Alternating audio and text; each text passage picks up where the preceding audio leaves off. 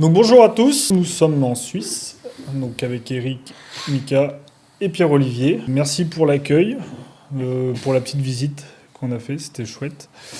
Et du coup, voilà, est-ce que tu peux nous raconter un peu comment t'es arrivé dans le monde du vin, comment le projet Sauterre, Ah, ok, tout ça? même pas. Ouais. On commence directement personnel. Ah ben Ok, ouais. non, mais en fait, le monde du vin, moi, c'est venu complètement par hasard. Donc, je suis arrivé en Suisse en 2005. À ce moment-là, j'avais été reçu à la faculté des sciences politiques de l'Université de Lausanne. J'avais une copine suisse. Et puis, je me disais, ben, j'avais le choix. Soit j'étudie au Canada ou j'étudie en Suisse. Je me suis dit, ben, il y a une petite plus-value à étudier dans un pays qui est pas le mien. Ouais. Voilà, tant qu'à faire, ben, on va à l'étranger, comme ça il y aura aussi l'expérience. Et puis, à ce moment-là, c'était juste avant une réforme qui a uniformisé tout le système universitaire dans l'Europe, qui était la réforme de Bologne, qui a introduit, ben, ceux qui sont à l'université maintenant sauront, qui a introduit un système de crédit, voilà, et puis ça a changé les horaires. Donc, c'était l'année qui précédait. Donc, en fait, en Suisse, l'université commençait très tard. Elle commençait au mois de novembre. Ah oui, ok. Ce qui n'est plus le cas maintenant, justement, avec le nouveau système. Et puis, ben, j'avais cette période de temps un peu libre entre septembre et novembre. Et puis, je me suis dit que j'allais faire les vendanges. Parce que c'était une possibilité de travail facile. Puis, Ouais. l'idée, c'était de gagner un peu de sous. Voilà, c'est juste ça.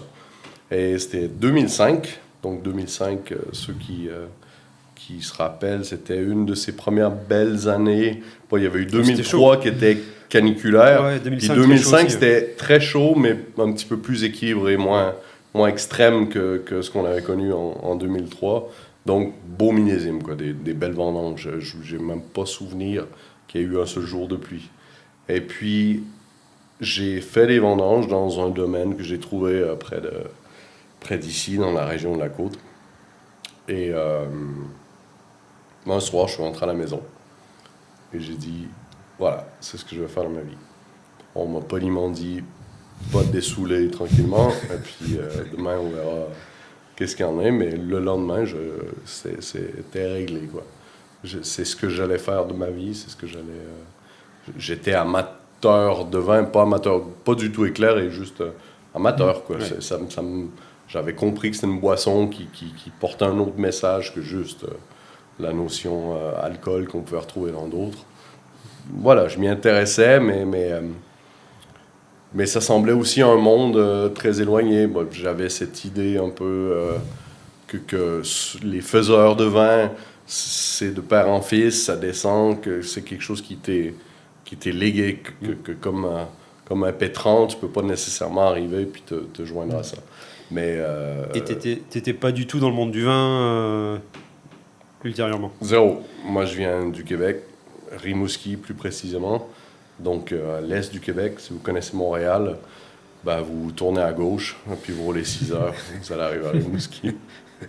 Et puis, donc non, Ouais. mon grand-père était bûcheron-pêcheur, les deux grands-pères d'ailleurs, quelque chose de similaire, il n'y a rien. À Rimouski, tu plantes une vigne, l'hiver, elle explose, quoi. Ouais. Ouais. Ouais, à moins 24, ça Et, les calme. et du coup, tu démarres comment ta carrière Ben, de un, d'œnologue, du coup, t'as un Ouais, DNO, moi je suis t'as œnologue. été à Ouais, l'école et tout, j'ai ouais. pas le DNO parce que j'ai pas étudié Ouais, à en l'université. France, disons, mais je suis œnologue OIV. Donc Ok. c'est l'Organisation internationale de la vigne et du vin qui Ok. fait que je suis œnologue reconnu dans les 49 pays signataires. Ça suffit, 40. Ça suffit largement. Sauf la France d'ailleurs. Ah ouais. C'est drôle parce que À la cause France du DNO, peut-être. fait partie de l'OIV, mais c'est la seule qui fait partie de l'OIV qui a son propre diplôme d'œnologue. D'accord. Et puis, en fait, il y a une espèce d'échange de bons procédés qui fait que le DNO est reconnu dans l'OIV, même si la France ne reconnaît pas le diplôme d'œnologue de l'OIV, mais le DNO ne répond pas aux critères d'œnologue de l'OIV parce que le DNO est que œnologique, alors que l'OIV réclame qu'il y ait aussi un certain apprentissage viticole. D'accord. Voilà. Ok, oui, il y a un aspect plus général du coup. Ouais, donc, Guéguerre donc interne. moins théorique. Mais quoi. voilà. Je ne suis pas moins théorique, mais en tout cas, c'est... Ouais, différent. Mais on est tous dans l'OIV, on est ça œnologue, et fonctionne, puis au ouais. final, Et ça fonctionne. c'est la politique. Donc, ça a été de trouver, parce que moi, j'étais pas du métier. Donc, en fait, j'ai cherché le midi à 14h, j'ai regardé dans toutes les universités possibles et imaginables, en sachant pas qu'il y avait ça près d'ici, à Changin, en Suisse, qui est donc la seule institution universitaire qui délivre ce genre de diplôme. Je m'y suis intéressé après 1 ou 2 mois de recherche. Alors, moi, je répondais aux critères puisque j'avais les prérequis universitaires, si vous voulez, pour rentrer. Mais eux demandaient, en tant qu'école d'ingénieur, un certain background dans la filière. Donc, en fait, le jeu, c'est qu'il fallait... Il y a des apprentissages ici, hein, il y a ce qu'on appelle le certificat fédéral de capacité. Le jeu, c'était de faire à peu près 1 année de travail, de stage, de formation. Et puis, à l'issue de ça, c'est de passer des examens, donner des rapports de stage qui sont acceptés par une commission, et de 2, de passer des examens qui sont l'équivalent en termes de demande, de réquisition, à peu près de l'apprentissage, en termes de savoir technique. Comme si on a 1 an pour approvisionner le plus de savoir qu'on peut. Et aussi, c'est très pratique parce que ça permet De faire le tri un peu. de faire le tri. Puis pour les gens qui seraient trop juste attirés par le caractère un peu poétique ou qui pensent qu'on fait que de boire des canons toute la Il faut journée. de la motivation. Voilà, ça nettoie tout ça. Donc, j'ai fait 1 an de stage et j'ai fait ces examens. Et puis, j'ai été reçu à ce moment-là à l'université, à l'école d'ingénieur de Changin. Et puis, j'ai pu faire la formation dans la foulée qui m'a mené au diplôme d'œnologue. Oui. Donc, officiellement, c'est ingénieur œnologue. Oui, Et plus tard, après, je l'ai complété par un master en viticulture œnologie. Ok, Mais d'accord. ça, c'est venu quelques années. Et après tes études, du Quelques coup, années après. t'es arrivé directement ici? Après mes études, non. Après mes études, déjà pendant les études, je m'étais intéressé parce que j'avais la possibilité, je connaissais un mec par l'entremise de la belle famille qui avait des domaines partout dans le monde. Donc lui, à ce moment-là, il avait un domaine en Australie, en Afrique du Sud, une grosse opération en Californie et en Argentine. Donc je me suis fait recommander et puis l'idée, c'était d'aller faire un stage là-bas. Parce que, en sortant de l'école, je trouvais ça juste logique et sain de faire un petit stage pour essayer d'accumuler l'expérience. Et donc, ils m'ont accepté au sein de leur domaine en Argentine. Ok. Et là, mon idée, c'était de faire une période en Argentine, après de monter aux États-Unis, probablement. J'avais comme vision l'Oregon, grand fan de Pinot Noir. Et puis, mais ça s'est pas du tout passé comme ça. Je suis resté en Argentine et après, même pas... je pense que je suis resté 9 mois initialement, mais après 4-5 mois, ils m'ont déjà offert un travail. J'étais en charge déjà de revoir tout le programme au niveau de l'irrigation qu'ils avaient mis en place. Et voilà, ils m'ont juste offert un travail en me disant, je ne savais pas trop ce que j'allais faire. J'ai été pendant les vendanges assistant winemaker, comme c'est le cas là-bas. Mais c'était juste, genre, on te donne un travail. On verra ce qu'on fait, mais on veut que tu viennes. Donc, après cette période-là, je suis juste revenu ici, régler mes affaires, liquider, vendre ce que j'avais à vendre. Et puis, je suis retourné en Argentine. Puis, quand je suis arrivé là-bas, donc, juste en Argentine, je précise, c'était à Salta, donc dans le nord-ouest de l'Argentine. Okay. Par les vignes de haute altitude. Et puis, rapidement, on me nomme chef du département recherche et développement pour le groupe en Amérique du Sud. Bien. Ah oui, c'est une belle progression. Voilà, ça arrive vite. Donc, j'échafaude toutes sortes de plans comme ça. Et j'ai même pas le temps de les mettre en place que rapidement on me dit non, en fait, on a besoin de toi à un de nos domaines qui s'appelle Altura Maxima.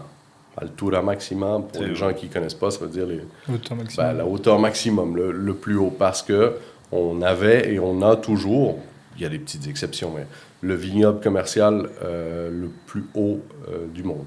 Donc, on avait des vignes à ce moment-là qui étaient à 3111 mètres d'altitude. Sympa. Donc, sur le piémont andin, là-bas. Ouais. Mais du coup, ça apporte quoi d'être aussi haut en altitude pour la vigne? Il y a l'INV, donc l'Institut national de viticulture en Argentine, qui mène beaucoup de recherches pour vraiment déterminer. Mais une chose qui est très, très, très, très claire, c'est que le rayonnement UV est beaucoup plus élevé. Donc, on a en fait, comme nous, un bronzage. On a un raisin qui, rapidement, va s'acclimater à ce rayonnement plus agressif et va, en conséquence, développer une peau qui est notablement plus épaisse et plus chargée en anthocyanes. Donc, on a des vins qui sont extrêmement, extrêmement concentrés, à la fois en tanin et en anthocyanes. D'accord. Donc, ça, c'est le premier rapport. Deuxième rapport, c'est que c'est une belle histoire. Et puis, il faut une belle histoire pour vendre du vin. Donc, on me dit, il y a ça, il faut que tu ailles là-bas, et puis que tu sois, en fait, comme ils disaient en espagnol, je sais que tu parles espagnol, mais qu'ils me disent, tu vas être gerente général, donc tu vas être directeur général de la boîte. Donc, je me suis retrouvé à même pas un an de la sortie des études avec 50 bonhommes, et puis un domaine qui faisait 29 000 hectares. Ouais. Ouais. Belle perf. Chouette. Non, attends, pas 29 000 hectares de vignes, hein, Ouais. de terrain. Ouais, de de terrain. territoire. Donc, on avait... Et une jolie vue. Pas mal, Ouais. pas mal, ouais. Donc, on avait un domaine, donc j'avais la charge à la fois de le rendre productif, parce que c'était toutes des conditions expérimentales. Donc, il y avait ça le problème, c'est que c'était planté, mais ça produisait pas encore. On n'avait pas pu encore voir ce que ça avait dans le ventre. Donc, ça, c'était la première. Après, c'était un petit peu de structurer tout ça, d'obtenir la certification Déméter, parce qu'ils voulaient que ce soit en biodynamie à ce moment-là, donc on a mis ça en place. L'autre, c'était de gérer aussi l'approvisionnement électrique, parce qu'on n'avait pas, on avait eu des problèmes, donc on a créé tout un système pour en fait avoir l'hydroélectricité. Donc on a mis des turbines qui nous permettaient d'être indépendants, parce qu'auparavant on était encore sur des générateurs. Et puis il y avait tout un secteur agricole aussi où on s'amusait avec des lamas, avec des chevaux, on faisait 750 tonnes de compost à peu près pour nos besoins. Projet génial en fait. Tu sors juste d'études sur un métier que tu viens de découvrir et tu te retrouves à gérer un village et des technologies et des méthodes complètement exceptionnel, nouvelles. Une chance extraordinaire. Comment tu gères d'ailleurs? Parce que tu avais déjà, toi, avant de partir en oenologie, tu avais déjà une expérience en gestion Non. Oui, donc tu découvres. Tu parles espagnol au moins? En fait, quand je suis arrivé en Argentine, je parlais pas un mot d'espagnol. Je venais juste de finir mon travail de diplôme, donc j'avais aucun temps à me consacrer à ça. Donc je suis arrivé le premier jour à Buenos Aires, et puis je pense que je leur ai dit buongiorno. Je l'avais parlé en italien, quoi. Rien. Mais après 6 mois, j'arrivais à... Parce qu'en fait, ça avait ceci de bon qu'on était... L'œnologue était français, mais hormis l'œnologue, tous les autres étaient tous argentins. Donc, il n'y avait que ça, quoi. Ouais, donc, c'est soit... Oui, puis quand t'as pas le c'était choix. marche ou crève, quoi. Ouais. Soit t'apprends, ou soit personne ne te comprend. Donc, après 6 mois, ça allait très, très bien l'espagnol. Donc, quand je suis revenu, c'était pas le sujet. La langue n'était pas le... c'était pas parfait, mais j'arrivais à me faire comprendre parfaitement des gens. T'avais pas le choix, de toute façon. Du coup, t'as quel âge à cette période-là?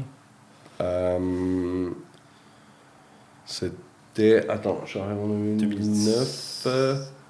Je devais avoir 29-30 ans. Ah oui. Ouais. Ok. Beau projet. Ouais. Donc, j'avais 29 ans. Ouais. Ouais. J'ai fait mes études un peu plus tard. J'ai fait d'autres choses avant. Parce que je suis né en 82, moi. Ok. Ouais. Je cache bien mon jeu avec la barbe blanche. Ça arrive à tout le monde. Ouais.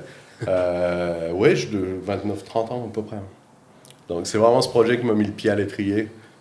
Après, je le dis sans aucune prétention, mais ça va sonner prétentieux. Mais après ça, je savais que j'avais plus besoin de CV.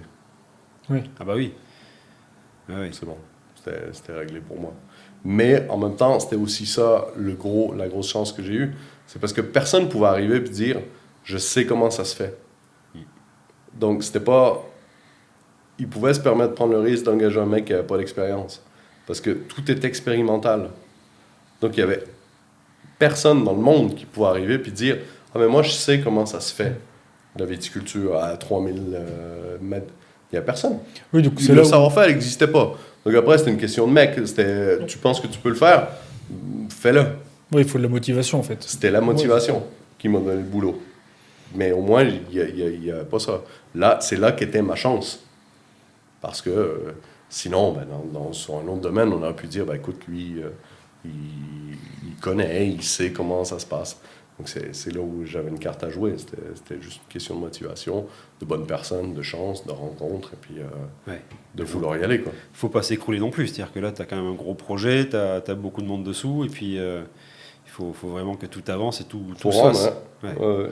Donc de la discipline, et puis chercher, creuser.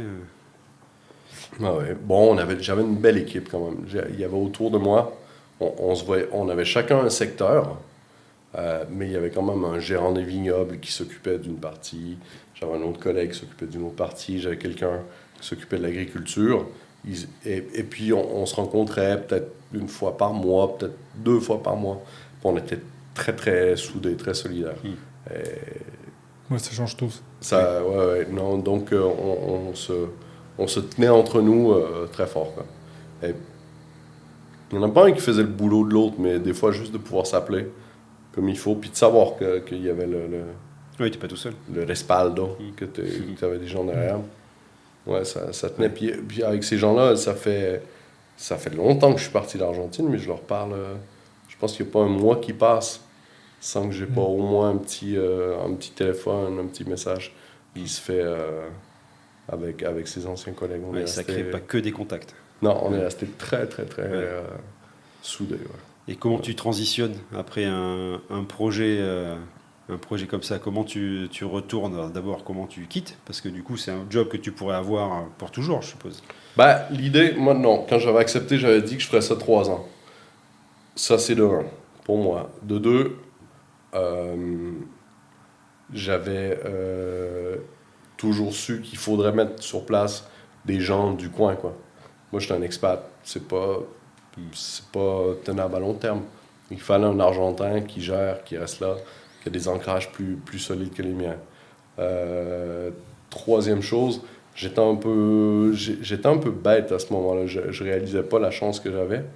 Et puis, c'est comme si j'en voulais toujours plus, quoi. J'étais très ambitieux, mais pas dans la... Je reste très ambitieux. Mais là, j'avais pas la belle ambition. J'avais comme une éternelle insatisfaction. Ouais. Je cherchais un truc. Un jeune. Ouais, je cherchais un truc. Je sais pas qu'est-ce que je cherchais, mais je l'avais jamais. Oui, alors là, pourtant, tu l'as pas alors oui, exactement. Un projet. Mais je l'avais jamais. Ouais. Je cherchais toujours un autre truc. Mais aussi, mais ça, c'est une maladie qui est commune à beaucoup d'écoles d'œnologie. Je sais pas pourquoi, je sais pas qu'est-ce qu'ils nous font, ou si c'est nous, mais on a comme l'impression toujours qu'on doit le faire nous-mêmes tout seul. Je dois être Jean Vigneron. Je dois avoir mon nom sur l'étiquette. Au début, puis je le vois, hein, c'est pour ça que je dis que c'est une maladie commune, parce que je le vois avec les jeunes que je croise. Et puis j'avais peut-être aussi cette maladie, quoi. Le besoin de comme reconnaissance. Si, ouais, c'est ça. Comme si je peux pas m'épanouir tant que c'est pas Pierre-Olivier Dion-Labrie qui est sur l'étiquette, tant que c'est pas moi qui c'est très arrogant. Alors que t'as le projet, tout. Puis que maintenant, il me donne plein de choses encore, ce projet. Encore, des fois, je peux dire, c'est moi qui ai fait... ah oui, Altoona Maximal 2012-2013, t'as déjà goûté? Puis les gens sont comme ça, ouais. Je dis, c'est moi qui ai fait ça. Mais à ce moment-là, tu t'en rends pas compte. T'as comme besoin de... C'est moi qui fais ça, sorti d'école. Ouais, bon. Mais t'as besoin d'avoir le... Je pense que j'avais aussi ce vieux virus qui me taraudait. Donc ça, c'était une autre chose. Et puis la dernière chose aussi, c'est que j'avais à ce moment-là fondé une famille. Et j'étais à Salta, donc dans ce domaine qui était dans des bonnes conditions, à 4 heures de route de la première ville. Dans les mauvaises conditions, tu t'imagines même pas.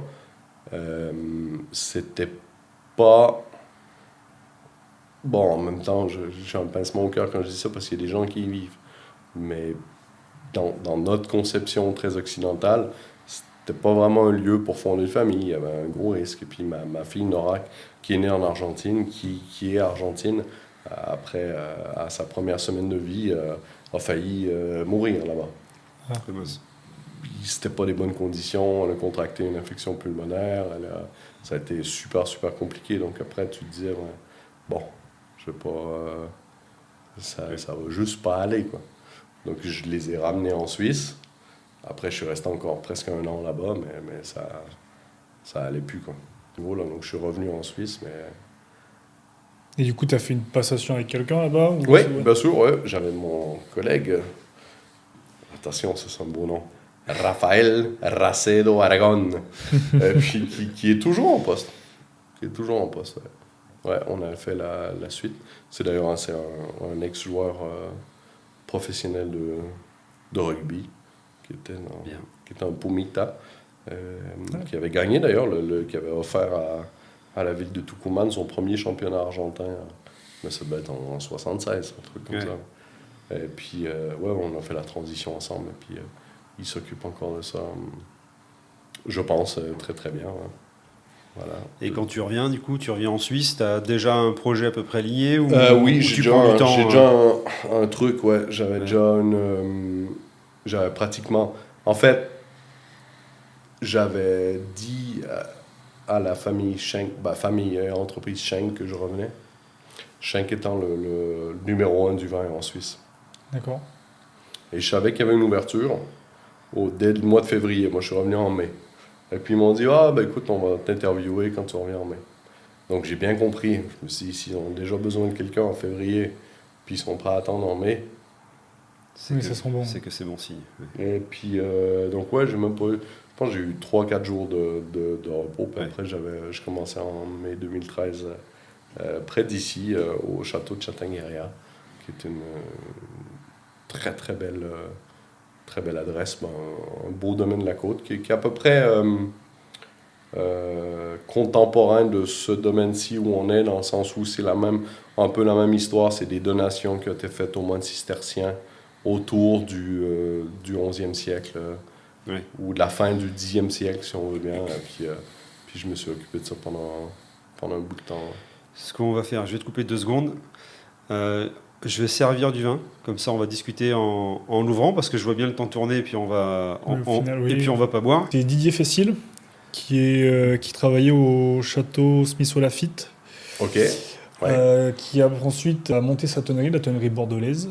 Didier, excuse-moi, qui était tonnelier chez Smith. Hein. Il faisait pas le vin, il faisait les... Non, il avait... Du coup, c'est un client à lui en Espagne, avec qui il est très lié.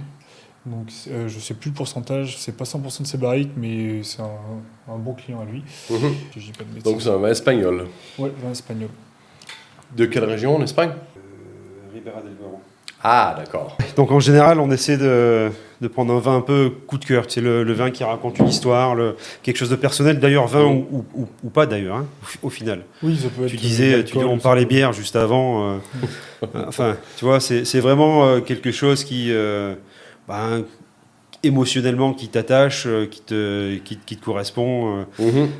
Donc, voilà, santé. Santé, merci. Pensée à Didier, du coup. Ouais, okay. petite pensée à Didier. Et puis, continue l'histoire que tu nous racontais avant, avec la création justement donc, de ce domaine-là et le domaine pour qui tu as travaillé avant. Parce que c'est intéressant, les domaines qui datent de 1900, il n'y en a pas... Il n'y en a pas de 1900, de 900. Pardon, 900, ouais, 900. En plus, ouais. Ouais, oh mon Dieu. Non, alors, dans l'histoire, en fait, ça nous lie un tout petit peu avec la Grande Bourgogne. Si vous voulez, la Bourgogne un peu transjurane, parce que ça s'inscrit un peu dans les mêmes temporalités, où c'est essentiellement les moines cisterciens qui ont des besoins pour le vin de messe, qui ont des besoins en vin, disons. Ah. Donc Cluny, clunisien. Exactement, tout à ce moment-là dépend de Cluny. Donc dans ce cas précis, ici, c'est Rodolphe II de Bourgogne, ma connaissance, mais les historiens nous corrigeront, dernier roi de Bourgogne, parce qu'après, on est plutôt sur un comté ou un duché. Duché. Ouais. Et puis, donc, existe aux archives cantonales cette donation qui précise vraiment ce lieu qui est offert par le roi de Bourgogne aux moines de l'abbaye de Romain-Motier, qui est donc l'abbaye cistercienne ici, qui dépend directement de Cluny. Et quant au manoir, c'est un peu plus flou, mais le manoir aussi était directement sur l'axe qui s'appelait la Via Francigena, qui était le chemin pèlerin qui permettait de rejoindre, non, pas, qui permettait de descendre depuis Londres, donc Canterbury, jusqu'au Vatican. Donc les deux avaient un lien évident avec Romain-Motier et Cluny, et ont cette filiation avec nos homologues bourguignons qui eux, le savent encore mieux que nous, dont les grands terroirs ont été défrichés par ces moines, quoi. Donc ça, c'est un petit peu pour l'histoire. Ici, pour revenir égoïstement à moi, je travaille sur un autre de ces domaines qui est aussi de l'an 1000 environ. Et puis après ça aussi, ça a changé pour des aléas personnels. Et puis je suis après lié avec l'université. Et puis c'est là que je fais la connaissance des Sauter, de la famille Sauter. Et à l'université, tu faisais quelque chose. J'étais responsable des prestations de service. D'accord. Alors, les prestations de service, c'est tout le service extérieur. C'est toi, tu viens, tu me dis, j'ai besoin d'analyse. Ou, voilà, je m'occupe de toi. Ou je suis un caviste, j'ai eu un feu. Tout ça arrivait, c'était assez intéressant comme mandat. J'ai eu un feu. Venez évaluer les dégâts, dire qu'est-ce qu'il y en a, parce qu'il n'y a personne qui est spécialiste vin dans les assurances. Donc, les assurances, après, se tournaient vers nous, puis ils voulaient des mandats d'expertise. Ou, là, en l'occurrence, j'ai la famille Sauter qui arrive, qui disent on est sur le point d'acheter ce domaine, on aimerait que vous fassiez une expertise, une cartographie précise des terroirs qui se retrouvent sur le domaine. Et puis, une petite note aussi sur qu'est-ce que vous conseillez, qu'est-ce qu'on peut en faire, au niveau encépagement, donc au niveau agronomique. Une analyse, disons, technico-économique, c'est-à-dire de faire coller un peu pas faire les un business plan, possibilités. Non, mais faire coller un peu les possibilités agronomiques avec le marché. Donc, c'est là que j'ai fait la connaissance de la famille Sauter, et puis c'est là tout de suite qu'on s'est lié un tout petit peu. Ouais, donc quand tu as commencé, tu étais plus en prestataire. C'est plus étrange que ça. En fait, j'ai fait la prestation pour eux. Et ça a été donné. Il y a un rapport qui existe toujours. Hein. On le montre souvent aux stagiaires et puis aux autres. Mais après, je suis resté étonnamment proche de Jean-Pierre. Donc, le papa, le patriarche, celui qui nous permet d'être là aujourd'hui et qui est à l'origine de toutes ces initiatives. On s'est bien entendu. Et puis je pense aussi on a des horaires ou des façons de faire qui sont similaires. Donc, en fait, Jean-Pierre a maintenu le contact où il me demandait souvent des conseils. Où il m'appelait, où il me posait des questions. Et moi, je répondais parce que, très sincèrement, j'avais été un peu ému par cette petite famille qui arrivait devant moi. Je les aimais bien. Oui, puis Je précise ça parce qu'il me posait une question, c'était informel, je lui répondais à la question. Il n'y a pas de relation professionnelle à ce moment-là. Voilà, oui, je me disais, il est cool, il me pose une question, je vais l'aider. Et la relation s'est un tout petit peu consolidée comme ça. Et puis, j'avais changé de travail à ce moment-là, je n'étais plus pour l'université parce que j'avais été débauché par un des clients pour m'occuper d'une restructuration d'un gros domaine. Donc, ces clients étaient propriétaires du domaine du manoir, qui appartient maintenant aux Sauter. Et puis, on s'était rendu compte, nous, dans l'analyse, qu'il devait être vendu pour X raisons. Et puis, Jean-Pierre, une fois, m'appelle un soir. Je m'en souviens encore, j'étais à Spitz. Peut-être que vous ne connaissez pas, sur les bords du lac de Thun, dans l'Oberland bernois, puis il était complètement déprimé parce qu'ici, il y avait encore beaucoup de problèmes quant à l'acquisition qu'il voulait réaliser depuis plusieurs années. Et puis j'ai dit à Jean-Pierre, écoute, j'ai peut-être un plan B pour toi. Et puis à ce moment-là, ça s'est fait très rapidement dans son esprit. Il a dit, ah, mais plan B, non, peut-être pas plan B, peut-être A plus B. Et puis c'est là où c'est passé. Il a même pas baissé les bras, il a dit, non, on va continuer, on va en Malaisaire, mais en plus, on va faire le manoir. Et à la place que ce soit un peu une danseuse, un domaine pour... voilà, pour dire qu'on l'a, ben on va en faire une vraie entreprise vitivinicole. Et puis, on a commencé à travailler sur ça. Donc après, j'ai continué à m'impliquer de plus en plus avec eux. J'ai déjà commencé à travailler sur des projets de cave, alors qu'on n'avait même pas de domaine. Hein. On n'avait acheté ni l'un ni l'autre. Mais on savait qu'on allait y arriver. Donc on faisait déjà, on préparait tout pour, dans cette direction. Et puis, il y a eu un moment où la question s'est posée. Et puis, j'ai dit, ben, écoutez, on travaille ensemble, on ne travaille pas. Il fallait à un moment que j'ai fait en deux. Et puis, j'ai dit, ben, si je commence pour un autre, je ne vais pas arrêter dans 6 mois. Donc, c'est soit on fait ça ensemble ou on ne le fait pas. Et puis, donc, on a commencé à travailler officiellement, même si ça faisait longtemps qu'on travaillait ensemble, officiellement en octobre 2019. D'accord. Ouais. Et puis on a acheté en avril 2020 le premier domaine, puis le second en juin-juillet 2020. Oui, donc de la foi quand même. C'est-à-dire que tu prends un job alors que les domaines sont pas encore achetés. Alors tu sais bien que ça va se faire parce que on savait. Tu connais la famille et tu sais que c'est faisable, mais c'est un investissement personnel là aussi. C'est un risque, ouais. Ouais. De toute façon, ça a toujours été ça. Mais il faut. Si le train passe, voilà. Donc ça naît d'une belle relation humaine en fait au départ. Oui, à la base c'est ça. À la base c'était, je les vois qui arrivent à changer comme ça et puis j'aime cette famille. C'est pour ça que pendant presque 2 ans, il me faisait plaisir de juste les aider à concrétiser ce projet et puis que je m'en fichais en fait. Je voulais juste, ça me plaisait qu'ils réussissent. Et donc initialement, pour rachat des propriétés, l'idée c'est de faire du vin haut de gamme, je suppose, de suite, ou vraiment faire des vins particuliers, faire de la recherche, essayer des choses, ou juste faire un business et faire du vin et le vendre. Non, on essaie toujours de faire le mieux. On essaie toujours de faire le mieux qu'on peut avec ce qu'on a, quoi. À chaque fois, même quand on vinifie, c'est plutôt l'idée, c'est de faire le meilleur qu'on peut avec ce raisin. Oui. Au sein de tous les raisins qu'ils nous ont donnés, il y en a qui ont le potentiel d'être une Ferrari, il y en a d'autres, c'est... Bien sûr. Voilà. Et vous saviez que vous alliez investir pour avoir ce genre d'équipement aujourd'hui? Parce qu'on a visité tout à l'heure le chai ici, là. C'est quand même assez extraordinaire. On a D'abord, tout est rangé, c'est suisse, on le voit bien. Mais il n'y a pas de Suisse dans la boîte. Hein. Les propriétaires. Donc c'est pas suisse, ça. Les propriétaires sont pas suisses. Pas suisses. Ils sont alsaciens. Ah oui, c'est des Français. Ah, mais c'est pour ça que ça réussit. C'est des Français. Non, attends, les propriétaires sont alsaciens. Oui, c'est vrai, en plus, je sais.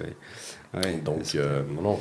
Bon, je dis il n'y a pas de Suisse. Non, maintenant, il y a notre assistante comptable et réceptionniste qui est suisse, et puis il y a aussi la Rémi, personne qui charge oui, c'est ça. La personne qui est en charge des communications.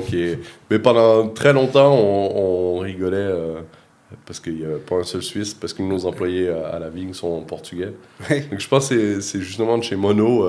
Une fois, il y en a un qui nous a fait rire. Il a dit, de toute façon, dans cette boîte, la seule chose qui est suisse, c'est le bois. C'est le bois. C'est ça. Donc on avait rigolé avec ça. Mais le bois, c'est venu après. Le bois, c'est venu après. Mais donc vous saviez, dès le début, vous alliez vraiment investir comme ça sur des qualités, parce que là, c'est quand même particulier. On a commencé à travailler sur la cave. Moi, c'est là où j'ai vraiment commencé à travailler avec les sauteurs. C'est quand Jean-Pierre a dit, dans ce cas-là, on va faire une cave pour vraiment avoir la maîtrise et puis avoir un outil, la maîtrise de l'outil de production, quoi, total. Donc là, j'ai commencé à travailler avec lui sur la cave. On a fait 16 versions différentes de cette cave avant d'arriver à ce que vous avez vu aujourd'hui. Et puis, mais on a commencé à travailler sur ça, encore une fois, avant même d'avoir les domaines. Oui. On les avait pas en propriété. Oui, donc vous saviez que vraiment têtu, on savait qu'on allait le faire, on savait qu'on allait réussir. Donc on a déjà commencé, moi je me souviens, j'ai déjà commencé à faire des appels d'offres, à regarder à gauche, à droite, pour faire ce projet de cave, sans qu'on l'ait encore. te fait forcément plaisir quand tu installes du matériel comme ça. Quand tu dessines et que tu dis, voilà, on a potentiellement moyen de faire... Oui et non, parce que c'est pas non plus Jean-Pierre est quelqu'un d'éclairé. C'est pas non plus qui m'a dit, voilà, un chèque en blanc, Ouais. tu fais ce que tu veux. Puis on s'est mis d'accord les deux. Et puis après, Maxime, son fils aussi, a commencé à s'impliquer. Parce qu'au moment où je les ai connus, Maxime n'était pas dans l'entreprise. Et puis après, il s'est joint à l'aventure. Mais c'était pas juste... C'était, oui, on veut faire le plus qu'on peut, mais c'est pas non plus une machine à imprimer du billet puis qu'on va acheter tout et n'importe quoi. Parce que on a fait des appels d'offres, on a choisi pas le moins cher, pas le plus cher, mais ce qui correspondait vraiment à nos... Donc, il y avait une latitude, mais il n'y avait pas non plus cette espèce d'idée un peu orgiaque où on dépense l'argent comme on veut, puis on va tout systématiquement et n'importe quoi. prendre le plus cher parce qu'on peut et on va mettre des paillettes partout. Ouais. Non. Dès le départ, l'idée, c'était très en production, quoi. C'était de créer un site de vinification qui puisse accueillir les volumes X qu'on avait déterminés, qui puisse être travaillé de la façon la plus agile possible par une personne, en l'occurrence aujourd'hui Amélie, qui est notre caviste. Et c'était plutôt ça. Vraiment des impératifs techniques. C'est une cave très ergonomique. Exactement. Bien faite, ergonomique, c'est vraiment chouette, c'est du bon boulot. Ouais. Et t'as fait une formation en œnologie, mais ton travail, en fait, c'est beaucoup plus large à chaque fois. Mm-hmm. Tu fais du coup de la conception d'atelier, conception atelier un peu, ça j'ai travaillé quand j'ai fait mon master. J'ai touché du doigt un petit peu ça. Après, dans l'autre travail aussi, j'avais eu à refaire un peu une réception. Parce qu'en Argentine, du coup, tu gérais des choses... Ouais, tu avais des projets. Tu faisais une centrale hydroélectrique. Donc, en école d'œnologie, ils ne parlent pas trop des centrales hydroélectriques. Ils ne parlent pas trop de l'élevage de lamas et de truites. Mais c'est peut-être l'Argentine qui m'a donné un peu ce culot de dire... Parce que là-bas, tu es tout seul dans la montagne. Et tu as des missions, tu dois les remplir. Puis en plus, il n'y a personne qui va venir te sauver. Et c'est une très belle compétence, ça, de ne pas avoir peur et d'aller au front et de dire je sais que je vais bosser 2 fois plus parce que j'ai pas forcément les compétences, par contre on va y arriver.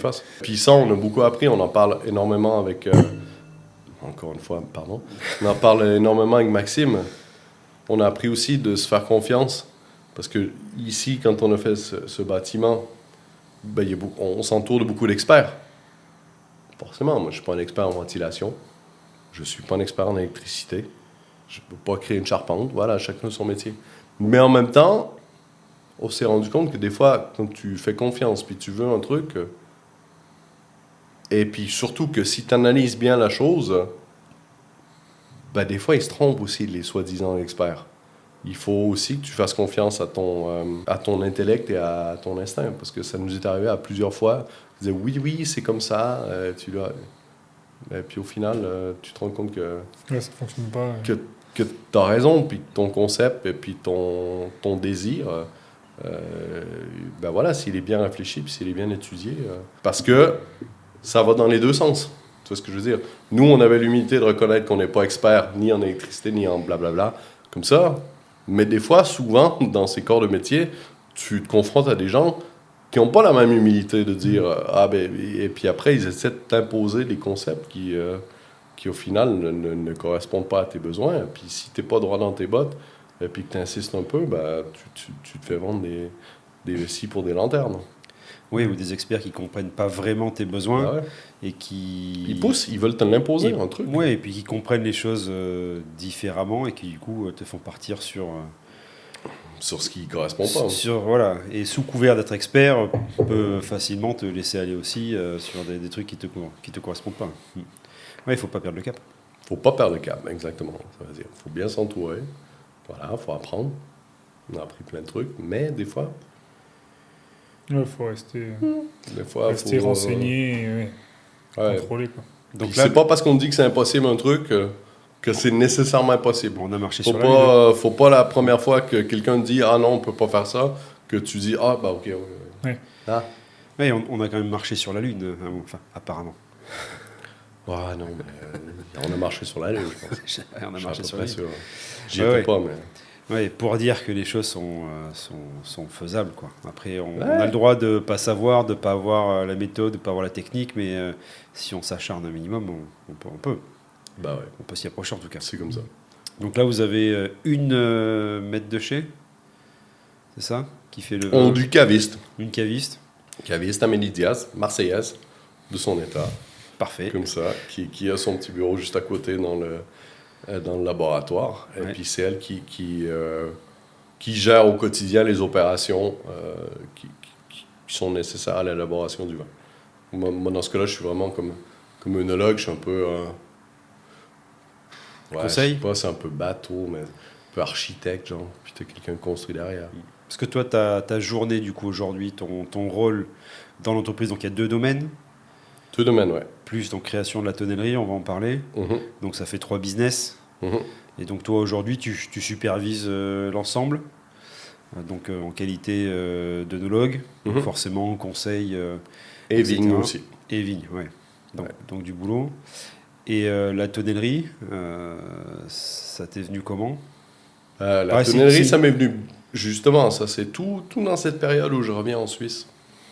Ah oui, Et- donc c'est avant, excuse-moi. Ah, c'est bien avant les c'est sauteurs. avant Sauterre. Donc Bien tu as avant déjà, les toi, sauteurs. quand tu reviens d'Argentine, tu as déjà envie de, Je de parler rencontre, moi. je revois une fois dans une visite un de mes amis et collègues qui, lui, a fait son DNO, du coup. Il a fait son DNO à Bordeaux, il est suisse, mais il a fait son DNO à Bordeaux. Brillant comme il est sorti major de promotion. Donc quand on sort major de promotion du DNO à Bordeaux, ça crée aussi un réseau Ça aide. important. Et puis, je sais plus, au détour d'une conversation, une fois, il me raconte qu'un de ses collègues, maître de chai d'un premier grand cru classé de Bordeaux, dont nous tairons le nom par crainte des suites judiciaires qui pourraient... Mais on n'en a pas besoin. Exactement, qui pourraient émaner de ce que je vais vous raconter, me dit que ils sont venus sur une mise de bois précieux à Neuchâtel. Ils ont acheté une pétée de grumes et puis qui font, eux, leur fût exclusivement avec ces bois-là parce que ils savent que la qualité de ces bois est extraordinaire. Et voilà, mon collègue en question, c'est pas, il me dit pas ça pour... voilà, s'il me l'a dit, c'est que je sais que c'est factuel, c'est vrai, c'est comme ça. Donc, il y a un de ces châteaux qui... Vers Bordeaux. Voilà, là-bas, qui vient chercher tous ces bois-là sur cette mise et puis qui fait ses fûts là-dedans parce que ça lui donne le petit plus qualitatif. Donc moi, dans ma tête, ça fait... Comme ça, je me dis, mais franchement, Bordeaux, ces grands châteaux, c'est quand même eux qui ont poussé le plus loin. C'est eux qui ont amené au pinacle un peu l'élevage sous bois. On sait, c'est ces châteaux qui font 100% fût neuf, dans leur programme, dans leur vinification, c'est la clé de voûte, quoi. C'est super important. Donc je me dis, si eux font comme ça, puis viennent chercher ce bois, c'est que vraiment, il y a une plus-value. Oui, Sinon, pourquoi? Voilà, ils ont accès à toutes les tonnelleries, ils peuvent, le fût le plus luxueux, ils peuvent l'acheter, quoi. C'est pas une question d'argent. Puis tout d'un coup, ils viennent chercher le bois ici, comme ça. C'est forcément qualitatif. Ou en Je tout me cas, dis, ça il correspond y a quelque chose à faire. Ouais. Ça correspond à ce qu'ils cherchent, puis ce qu'ils cherchent, ça m'intéresse. Parce qu'ils le font pas pour rien. Et donc, voilà, il y a quelque chose qui... Et puis, juste précédemment à ça, justement, quand j'avais fait mon diplôme d'œnologue, je faisais un autre sujet, mais j'étais au sein du laboratoire où ils faisaient beaucoup, beaucoup de recherches sur les bois. Il y avait eu un projet très intéressant ici qui avait été Terroir Chêne, où ils avaient essayé de qualifier un peu mieux les bassins forestiers. Malheureusement, ce projet, il est tombé aux oubliettes pour plein de mauvaises raisons. Mais par exemple, j'étais au sein de ce laboratoire et c'est eux, les premiers en Europe, qui ont développé la méthode analytique par chromatographie en phase gazeuse qui permet avec fiabilité de discriminer un vin qui a été élevé en fût ou barrique versus un vin qui a eu des copeaux. D'accord. Ça a été les premiers au monde qui ont développé cette méthode. D'ailleurs, c'est très, très intéressant parce qu'ils l'ont proposé à la répression des fraudes en France, qui n'a même pas accusé réception. D'accord, je savais même pas qu'il y avait une méthode. Oui, Oui. on peut le faire. Mais qui n'intéresse On peut. pas les fraudes. Je sais La pas répression des fraudes. pourquoi, voilà. Bon. Mais c'est très, très intéressant parce que ça, j'étais là à ce moment-là. La répression des fraudes en France n'a même pas accusé réception de la méthode qui leur avait été offerte. Parce qu'elle avait été proposée comme ça en disant peut-être ça pourrait vous intéresser. Bup. J'ai pas vu. OK, bon, pourquoi pas. Mais sachez que ça existe. Et puis donc, je baignais dans cette atmosphère, donc j'avais tout entendu ça. Donc après, quand il y a eu ça en plus sur le bois suisse, parce qu'eux, ils travaillaient sur ça, puis ils qualifiaient les bois suisses, puis ils se disaient, il y a quelque chose de beau. Donc ça s'accumule, ça chemine. Il y a un autre directeur technique d'une grande cave ici que je respectais beaucoup, qui me dit, oui, on a un trésor dans les mains, il y a le bois, mais on le valorise pas assez, voilà. Il n'est pas mis en valeur comme il devrait l'être. Donc, c'est tout des trucs qui viennent, qui s'accumulent, qui cheminent. Et puis, on doit être à peu près en 2015-16, comme ça, où je me dis, où j'ai comme cet éclair de génie, je me dis, voilà, il faudrait qu'on fasse ça. Ça marcherait. Il faudrait qu'on fasse une tonnellerie parce que le vinificateur suisse, maintenant, il y a encore 3 artisans, je ne vais pas en oublier un, mais à peu près 3 artisans en Suisse qui font de la tonnerie. Mais c'est des foudriers. C'est des foudriers, oui. C'est des foudriers. Ils font des foudres extraordinaires. J'ai vinifié dans les foudres de 2 des plus... ça va très, très bien. Mais ça n'a jamais été leur truc, la barrique ou le fût, même s'ils en ont fait. Donc, résultat des courses, les gens qui voulaient des fûts ou des barriques, ils s'approvisionnaient chez vous, quoi. Bien sûr, oui. Chez les collègues français, parce que c'est là qu'est le savoir-faire traditionnellement. Et puis après, il y avait une espèce d'amalgame qui se faisait entre le bois et le savoir-faire. Donc voilà, donc le bois suisse, c'était c'était même pas une option, vraiment. Et j'ai cette idée, je me dis, ça va être super. Et puis je me rends vite compte que ça va rester qu'une bonne idée. Parce que pour monter une tonnerie, il faut des sous. Et il faut beaucoup de sous. Parce qu'en plus, le bois, ça coûte cher. Le bois, il faut le laisser traîner pendant 24, 36 mois. C'est de l'argent qui dort. Donc, voilà, je me suis vite rendu compte que j'avais ni la capacité financière, ni la capacité de convaincre un banquier de me suivre sur une telle aventure. Puis donc, ça reste dans un des tiroirs de ma tête, des bonnes idées à faire, comme celle de faire du jambon aussi. Mais voilà, c'est un autre tiroir. Et puis, ça reste là, quoi. Ouais. Et puis, c'est peu après, quand on est en train de travailler avec les sauteurs, puis avec le projet de cave, que tout d'un coup, ça fait ça revient. Et je dis, je dis, je vais vous donner mon petit trésor, mon petit bébé que je garde. Enfin, j'ai quand même travaillé beaucoup dessus. Hein. J'avais pas un business plan, mais un gros travail de recherche qui avait été fait. Comme ça, puis j'ai dit, écoutez, je vous le donne. Pour moi, ça, c'est la meilleure bonne idée. Je peux pas la faire tout seul. Je vous l'offre. Si vous voulez, je la donne. Voilà. Et puis, je leur présente ça. On était avec Jean-Pierre.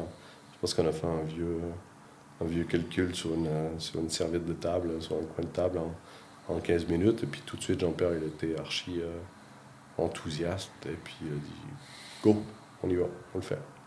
Donc, on n'a toujours pas de domaine.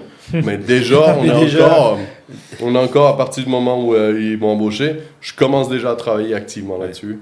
Et puis, on se dit, on va faire une tonnerie. Ouais. Et puis, notre vision, si vous voulez, c'est un peu ça, c'est qu'il y a du bois extraordinaire qui traîne, là, qui n'est pas valorisé. On s'est dit, on va se donner pour mission à la fois pour nous comme premier client, c'est de mettre à disposition la forêt suisse aux vinificateurs qui en ont besoin, mais à travers, en respectant le savoir-faire. Et au-delà du savoir-faire, en faisant selon les règles de l'art pour offrir ces petits contenants, parce que nous, on fera que du fût, de la barrique ou du demi-muit, hein, justement, mais les collègues sont foudriers, donc on ne touche pas à ça. C'est à eux, donc on est parti là-dessus. Là, on va offrir la forêt suisse.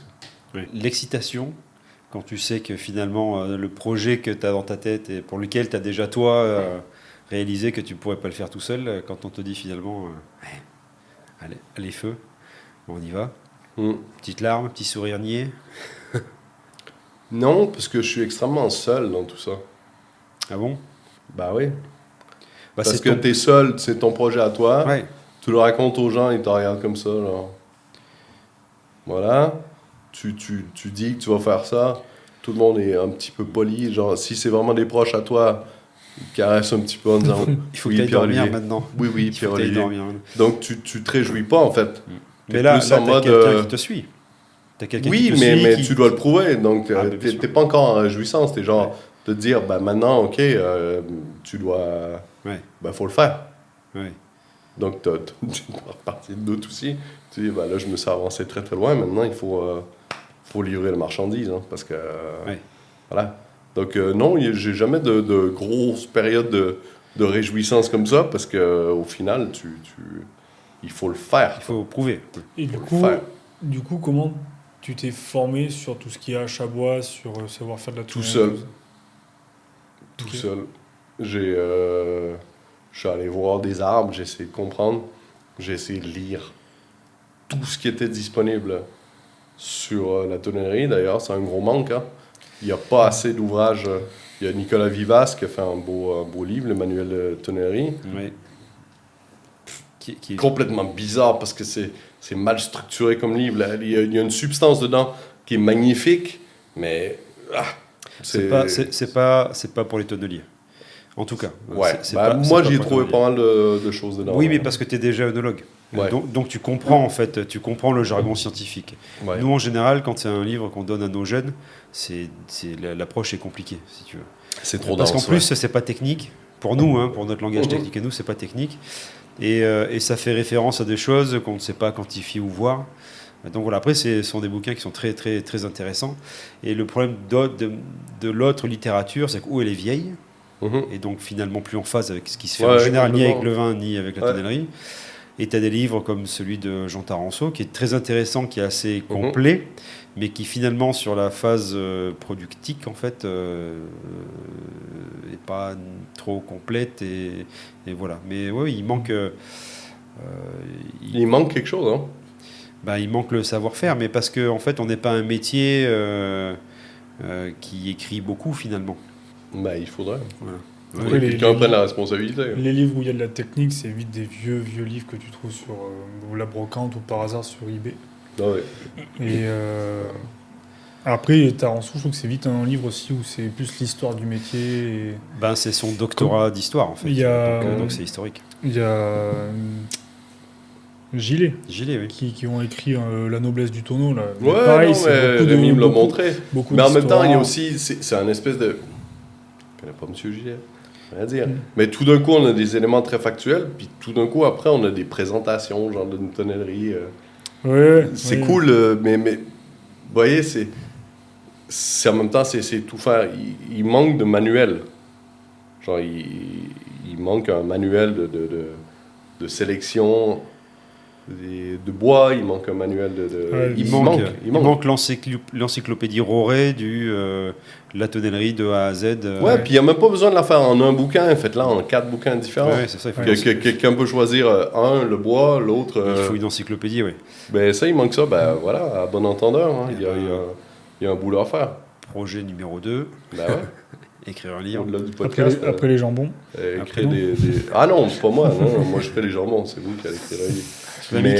Mika fait un bouquin, hein, parce qu'il a une boîte de consulting en parallèle, je ne sais pas s'il t'a raconté, et il a fait un petit bouquin. Après, c'est pas du technique non plus, c'est les grandes lignes de la tonnellerie, mais c'est plus ça va plus pour de l'apprenti, du commercial en tonnellerie, où il y a les grandes lignes, le vocabulaire, mais c'est pas du technique. Ça va pas t'aider à monter. C'est pas avec ce bouquin-là que tu vas monter une tonnellerie tout seul. Mais ça manque un peu. Puis en tout cas, dans la sélection du bois, c'est pour ça que j'ai dû me former moi tout seul, parce que c'est, dans le bois, c'est pire encore. C'est parce qu'il y a une espèce de... Il y a comme une volonté de cacher le savoir. Ouais. Parce que le bois, c'est tellement... c'est une ressource qui est précieuse et puis qui est recherchée. Donc, en fait, les mecs, ils veulent pas trop parler entre eux pour... c'est comme des chercheurs d'or, quoi. Tu veux pas donner tu veux pas donner ton coin. Parce qu'on était l'autre fois dans les journées de la forêt, puis c'était merveilleux. Puis j'ai parlé avec un garde forestier qui s'occupait, puis j'ai montré comment je sélectionnais. Puis il m'a dit, tu peux amener ta bombe de peinture. Je dis, écoute, ouais, tu me donnes une grume, je l'amène. Puis il m'a dit, fais-le, montre-moi tout, comme ça. Puis le mec, il va prendre sa retraite cette année, donc 65 ans. Puis il m'a remercié après. Il m'a dit, tu sais que c'est la première fois dans ma carrière qu'un acheteur m'explique comment il achète. Et il dit, parce que tous les autres, ils veulent pas. Parce qu'ils ont peur qu'après je comprenne et puis que ça joue sur le prix. Mais moi j'étais ému comme ça. Je dis, mais c'est normal. Bon, ça c'est peut-être ma personnalité un peu nord-américaine. Pour moi, c'est normal. Tu caches pas ce genre de choses. Le mec, il a 65 ans, il me dit, c'est la première fois dans ma carrière qu'un acheteur vient m'expliquer comment il achète le chêne. Puis lui, il envoie pas que pour la tonnerie, hein, c'est pour tout. C'est génial. Le mec, il cache le truc comme ça. Parce que s'il sait, le garde forestier, peut-être que ça va me coûter plus cher la grume. C'est déjà suffisamment cher. C'est bon. Et t'as appris comment, du coup? Juste en faisant, en regardant comme ça. Ouais, en regardant, en lisant ce que je pouvais faire dans l'avoir du bois, en comprenant un peu. Après, sur la première année aussi, en envoyant des gens en méranderie, eux m'ont fait des retours d'informations sur 2 ou 3 conneries que je pourrais faire. Mais après, c'était un peu comme ça. Puis je pense que... Sans prétention, mais je pense que tu peux avoir un peu un sens du bois, quoi. Oui, c'est de la lecture. Hein. T'aimes le bois ou tu... Oui, je vois ce que tu veux dire. T'aimes le bois, quoi. Ouais. Quand t'aimes le bois, T'as un ressenti. il te parle, quoi. Il faut avoir fait des réceptions de bois, en fait, pour comprendre que quand tu vois une grume arriver, c'est pas la peine de la voir devant toi. Tu la vois sur le chariot, tu sais déjà qu'elle est belle. Et t'en as vu juste un côté passer, et inversement, tu vois des billes arriver, tu sais très bien que tu vas pas les prendre, alors que tu les as pas encore inspectées. Non, bien sûr. Puis après, tu deviens meilleur, parce que acheter une grume parfaite, ma fille de 8 ans peut le faire. Hein. Bien sûr. Facile. Acheter le bois parfait, c'est facile, c'est donné à tout le monde. Hein. C'est un pétard de 12 mètres, il n'y a pas un nœud, il n'y a pas une rose, il n'y a rien, il ne vise pas. Ça, c'est facile. C'est pas là où tu deviens intéressant pour une entreprise. Tu deviens intéressant justement quand tu es dans les zones grises. Parce que c'est là où tu as des prix qui sont plus abordables. Et puis de voir, OK, sur cette grume, elle n'est peut-être pas parfaite, mais je veux quand même sortir 60% de beau, et puis on va en faire quelque chose. C'est là où tu t'amènes Tu fais la différence. Une grume parfaite, je me répète, tout le monde peut l'avoir. Hein. N'importe qui. Ouais, à peu près. Ouais.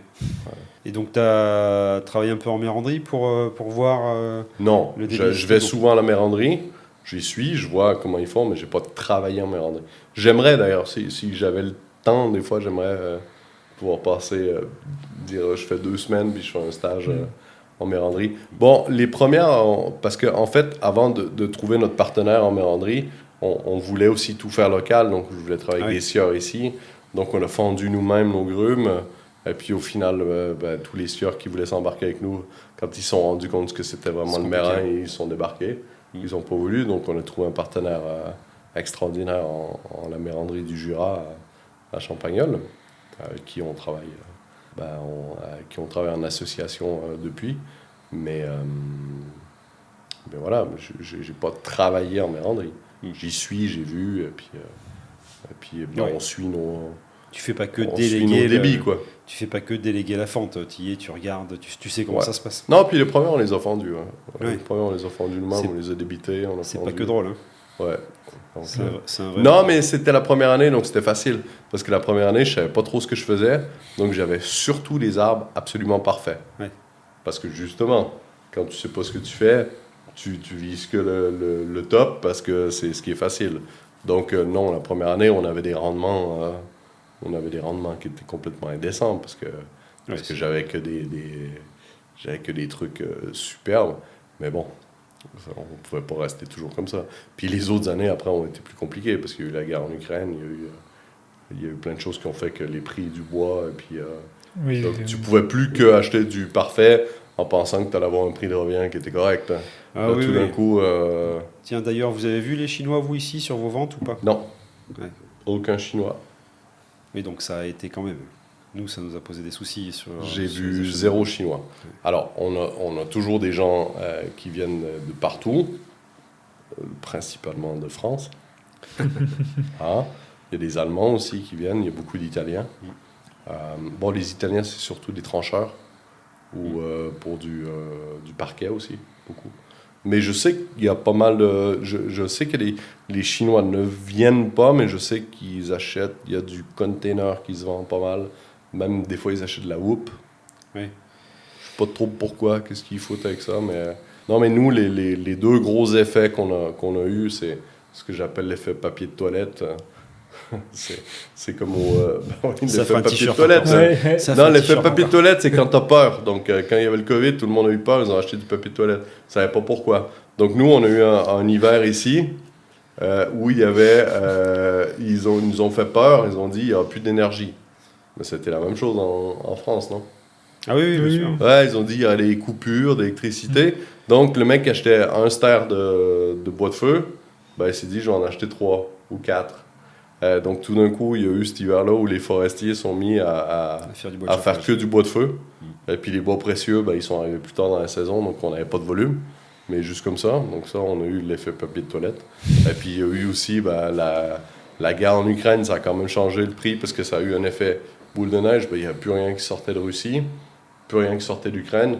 Donc le bois slovène, il a pris l'ascenseur. Moi, j'ai entendu parler pendant un moment que et ça sortait à 330 € du mètre cube, le Slovène, alors que normalement, Pour alimenter. c'est un peu la vache à lait de tout le monde, le Slovène.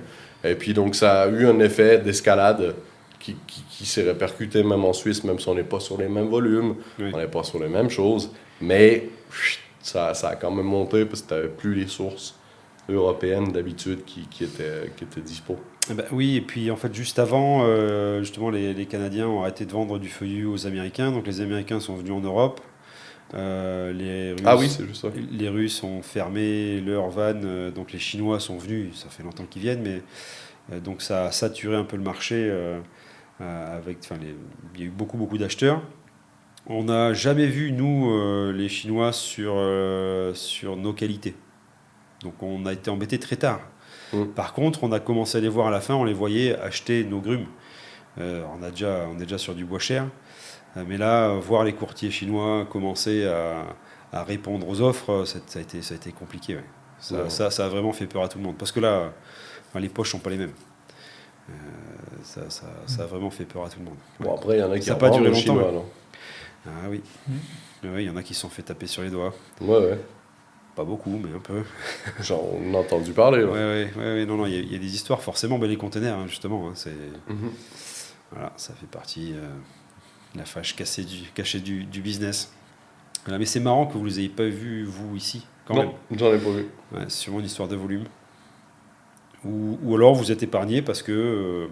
Après, il y a peut-être des courtiers qui revendent, mais bon, ouais, mais en même temps, on le saura un peu parce que nous, par exemple, le courtier avec lequel je travaille, je sais que la qualité qu'on cherche maintenant, il la vend exclusivement à nous, la tonnerie. Donc, je le saurais s'il y avait quelqu'un d'autre qui la prenait. Mais c'est compliqué, c'est une guerre d'avoir du chêne. Maintenant, ça va beaucoup mieux pour nous parce que les gens nous connaissent. Ils savent ce qu'on fait, ils savent qui on est. Donc maintenant, on a même des gens spontanés qui viennent vers nous. Qui vous proposent des bois? Ouais, qui nous proposent des bois. Ça vient de plus en plus. Ça a commencé vraiment cette année. Parce donc que là, c'est concret. des privés qui ont... Des privés, mais aussi des gardes forestiers qui en ont un peu marre d'une filière un peu normale. Et puis surtout, la vente de bois, elle était un peu anonyme pour eux.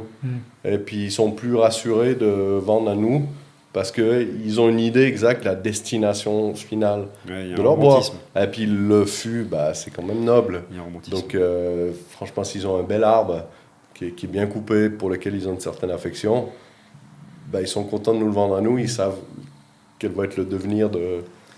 il y a toujours une notion sentimentale dans Ouais, et puis toutes les... vous, en plus, ils peuvent venir au domaine et prendre une Ils bouteille. peuvent C'est-à-dire venir. qu'il y a vraiment une corrélation Ils directe. peuvent venir. Ouais, donc on a eu 2 villes aussi cette année qui sont propriétaires forestières, puis qui nous ont demandé, ils nous ont donné du bois, puis ils ont dit, on fait dans des fûts pour nous. Donc ils veulent avoir du vin de leur ville d'origine, comme ça, C'est qui beau. aurait été Ça, élevé c'est de plus en dans plus. les fûts Ouais. de leur forêt. Donc ça commence, mais au début c'était super compliqué. Ouais. Il y avait même quand j'allais pour chercher du bois, il y a personne qui voulait nous en vendre. Hein. C'est la première année et demie, ça a été la guerre. Hein. Ouais. Mais vraiment la guerre. En plus, les gens, ils étaient un petit peu inconfortables parce que tout un marché gris. Et puis, ils savaient que moi, je savais. Et donc, j'étais pas bienvenu. Quoi. Tu as eu une prise de conscience à un moment, qu'il y a 25 ans, tu passais ton diplôme d'œnologie et qu'aujourd'hui, tu es en forêt en train d'acheter du bois. Ça fait pas 25 ans, j'ai passé mon diplôme en 2009. Ah, ça fait pas 25 ans. Mais que tu as découvert le métier alors. Voilà. Ouais. 2005. Presque 25. Presque 20 ans. 25? Ah, 20, Presque 20 ans. Non, mais tu me fais pas. Hein. On vieillit tous. Presque 20 ans. Mais tu te rends compte, il y a presque 20... Donc, il y a 19 ans, tu découvres un métier. Et aujourd'hui, non seulement tu gères 2 domaines qui sont quand même pas moches, et en plus, tu as monté une tonnellerie et tu achètes les bois. C'est chouette. Tu as une réalisation de ça ou pas encore? Un petit pas, un petit recul en disant, ah la vache, quand même. Parce que ça fait beaucoup de métiers à apprendre. Non, En finalement pas... En connaissance, Ouais. ouais, c'est- Oui, et en finalement Trop, pas si non. longtemps que ça. Trop judéo-chrétien comme ça. Tu vas travailler à la tonnerie un petit peu. Ouais, j'y passe souvent. Ouais. J'y passe tous les jours. Ouais, je les embête un peu. Ouais. J'aime bien être là avec les choses, j'y mets mon nez. J'aime bien aussi quand je sais qu'il y a des lots qui rentrent comme ça. J'aime juste aller mettre le pif dessus. Tu vois, parce que moi j'ai une vision des forêts. Donc quand les mecs ils rentrent une palette de mérins et puis ils commencent à la transformer en douelle, j'aime bien aller puis juste sentir un peu qu'est-ce qu'elle a dans... Voilà. Ce que ça donne. Ouais, savoir quel parfum ça a, parce que je pense toujours en amont. Donc, non, je suis tous les jours en tonnerie. Je leur pose des questions. Ce que j'aime bien, que j'ai ressenti dans le discours de Rémi et de Paul qui travaillent à la tonnellerie, c'est que tu es aussi dans la transmission. C'est que tu les amènes en forêt, tu les amènes à la méranderie. Rémi me dit qu'il avait amené Paul chez Mono, et je trouve ça chouette. Et c'est ce qu'on disait tout à l'heure, c'est qu'en fait, la tonnellerie est récente, mais nous, pour nos jeunes chez les compagnons, c'est une super embauche parce qu'en fait, ils ont l'ouverture sur tout. Et Paul, en 1 an, il a fait quand même... il a tout découvert, quoi. Ouais, Et non, on je a trouve amené ça Paul, vraiment sympa. on a amené Paul en forêt. Et puis, parce que moi, c'était je dois le dire, hein, une mauvaise surprise pour moi. Je pensais que les tonneliers étaient beaucoup plus au fait du bois. Ouais, Et je me suis vraiment rendu compte deux que métiers. il y a tonnellerie, méranderie, les tonneliers. Le mérin arrive, on le prend, et puis avant ça, on n'est pas trop au courant. Donc, je trouvais que ça manquait vraiment. Et puis, il y a 2 ou 3 trucs. J'ai dit, non, il faut... venez. Je pense, Rémi, dans la première semaine qu'il est entré chez nous, je l'ai pris avec moi en forêt. Ouais, c'est très bien. Je l'ai pris avec moi voir des lots, puis on est allé... puis je lui ai montré qu'est-ce qu'on allait chercher. Parce que je voyais tout de suite, je disais, non, mais il faut, si tu veux bien faire ton boulot, il faut, Ouais. il Ce faut qu'il y a, que tu comprennes la forêt, quoi. Ce qu'il y a, c'est qu'on va aborder la partie théorique. Hum. Mais bon, après, la partie théorique, tu l'as fait souvent, comme tu dis, sur une bille parfaite. Voilà, tu sais Ouais. que ta bille, il faut qu'elle soit droite. Ouais, c'est Mais facile. c'est vrai que après, quand tu es en prod, tu es en prod. Mais on a des aberrations dans notre métier. C'est-à-dire que, oui, on est tonnelier, on travaille du bois cher. On sait on sait le trier, mais une fois débité, Ouais. une fois, on sait le choisir.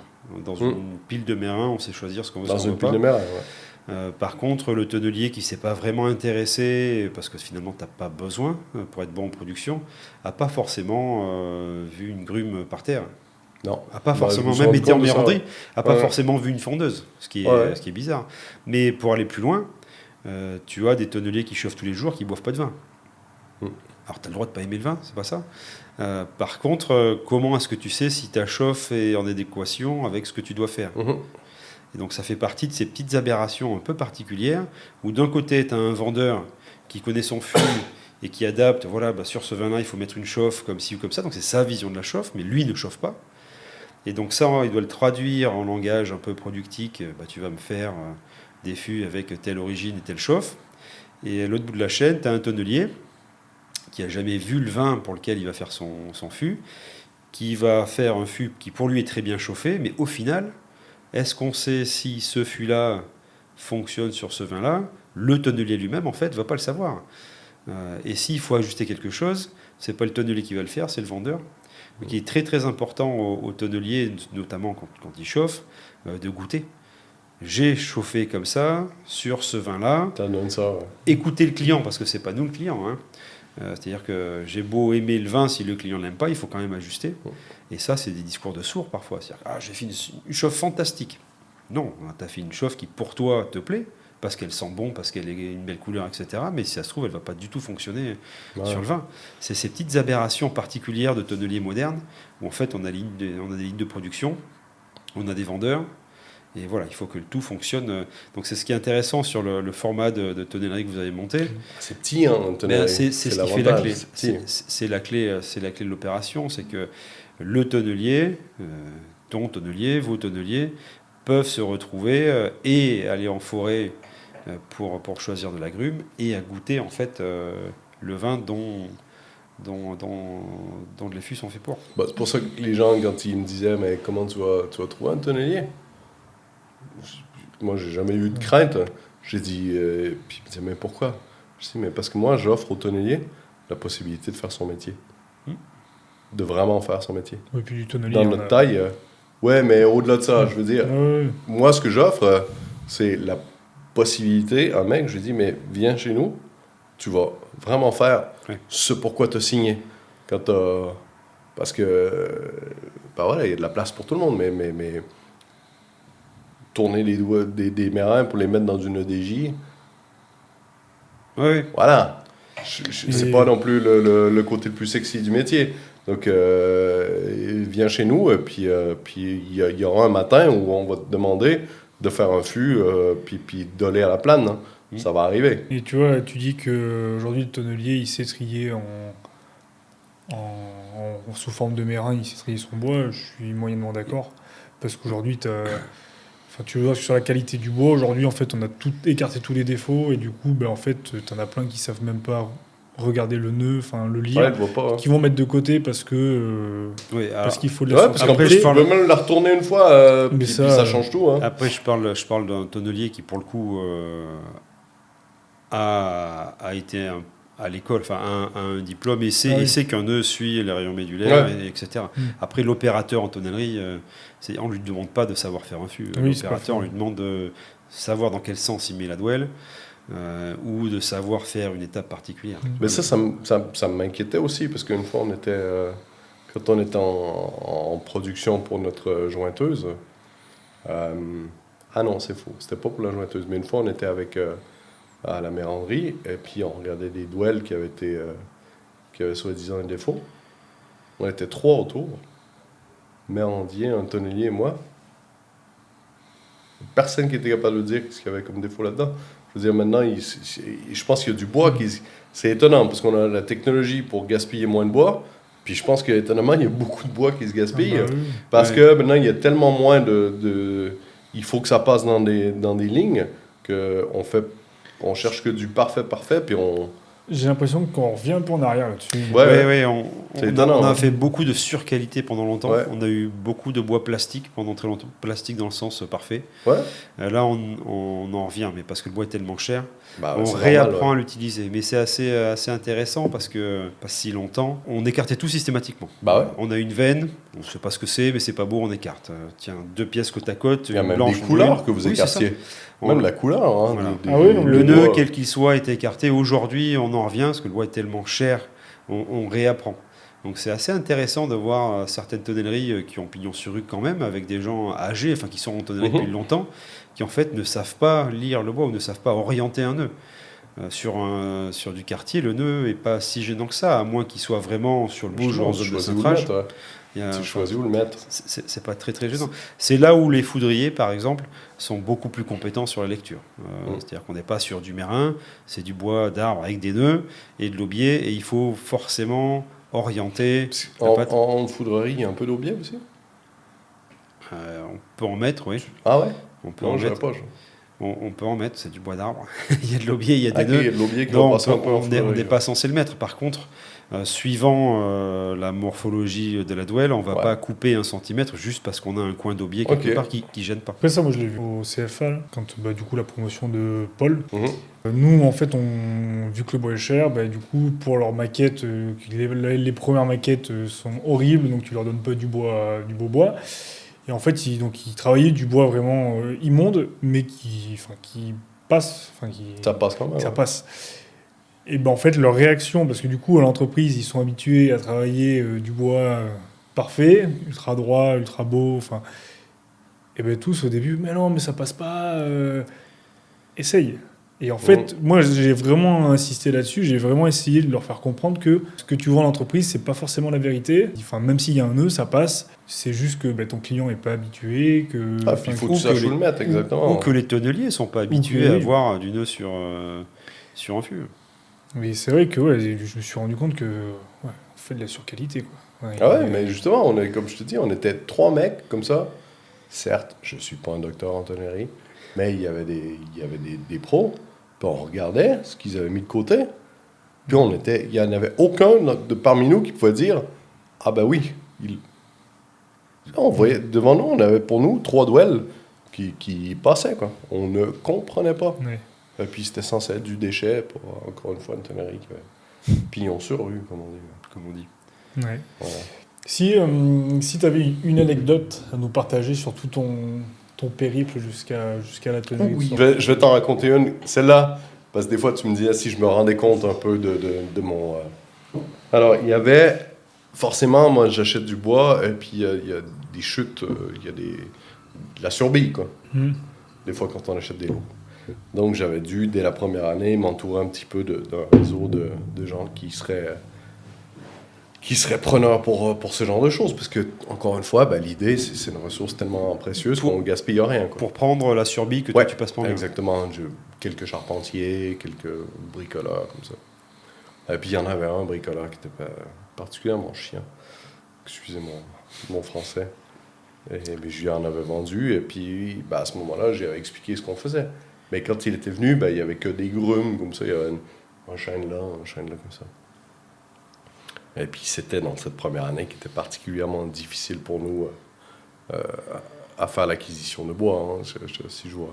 Je vais vous épargner les anecdotes, mais il y avait des procédés particulièrement mafieux qui ont été tentés contre nous. On a essayé de m'intimider comme il faut pour que je m'éloigne de cette filière. Et puis, ce mec-là, il revient. Donc, lui qui avait acheté un peu de bois, je pense qu'il faisait des tables, je sais plus. Puis, il revient l'année suivante et il voit les piles de mérins qui sont en train de sécher au manoir. Et puis, ça lui est sorti comme ça. C'était pas calculé comme ça. Puis, il regarde et il s'arrête tout d'un coup. Puis, il me dit « Ah, en fait, c'était vrai. » Pour te dire comment on nous prenait pour des fous au départ. Ah oui. J'avais raconté ce qu'on allait faire. J'y avais dit. Ce qu'il voyait, c'est ce qui allait arriver. Mais il ne croyait tellement pas. C'était tellement farfelu. Le mec qui débarque du Canada, qui dit on va faire une tonnellerie en Suisse, avec du bois suisse. C'était qu'un peu. Cause toujours. Et puis je me souviendrai toujours, la 2e année, il revient, puis il voit les mérins, il fait en fait, c'était vrai. Il est vraiment fou. Alors, celle-là était belle. Celle-là, elle m'avait. Ce jour-là, j'étais content de moi. Oui, il y a ça. J'étais content de moi. Et la rencontre avec Rémi, comment c'est... Donc Rémi, qui est le tonnelier que vous avez embauché pour Rémi Merlier, pour faire les fûts, qui est un ancien jeune qui a fait son tour, qui a commencé son tour chez les compagnons il y a quelques années maintenant.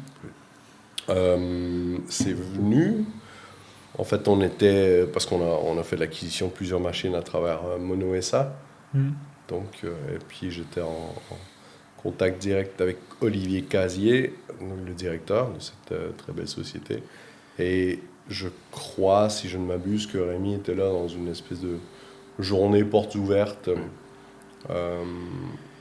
où il présentait l'activité de Mono. Casier savait qu'on cherchait à ce moment-là. Et puis, alors, moi, je n'étais pas dans les détails, je ne sais pas qu'est-ce que Rémi avait dit, comment ils en sont arrivés à savoir l'un et l'autre que Rémi cherchait peut-être à changer d'horizon. Et c'est là que Casier lui a parlé de notre projet en disant il y a ce truc-là qui se développe en Suisse. Et puis suite à ça, moi j'ai reçu le CV de Rémi. Bon, on était en recherche, on a regardé un petit peu partout. On s'est quand même donné les moyens d'avoir un petit peu une adéquation avec la personne qui allait.